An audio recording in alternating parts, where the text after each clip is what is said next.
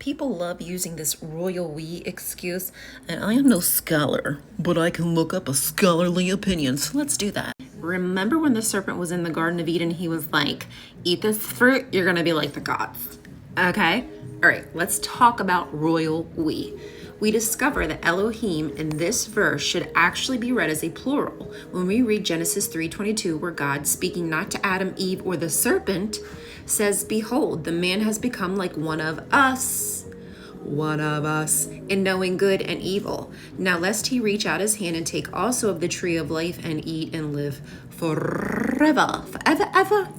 Forever, ever. The violation resulted in Adam and Eve becoming like one of us, which obviously requires plurality, yeah. This is from the JPS Torah commentary. Boop. Oh, I can't. Hold on, let me get my glasses. Okay, like divine beings. Hebrew Elohim is a comprehensive term for supernatural beings, and it's often employed for angels, but we know it's not angels in this case. It's gods, plural.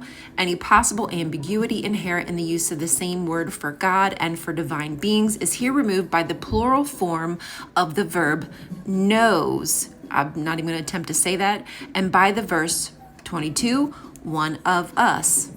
There are things that can be seen in the Hebrew that you can't see in the English, and that is why it's so important to have a good translation. Now let's get into saying Jesus is one of these we's, and I just have so much I can say about that. It's important to be cautious about interpreting Jesus into the Hebrew scriptures because we are adding a lot of preconceived notions into the text that just are not contextually there. Let's pretend for a moment that Jesus is part of this we.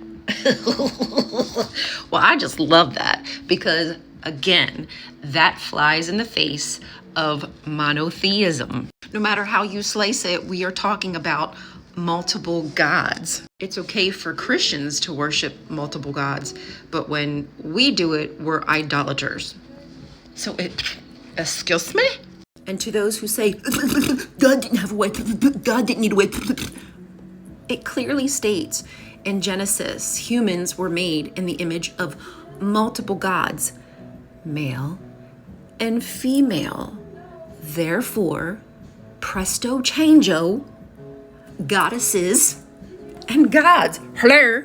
Why is it when people choose to, they will take the Bible literally, read word for word, its interpretation. But then in other instances, if it doesn't elevate their belief, they ignore it. Oh, ye of little faith.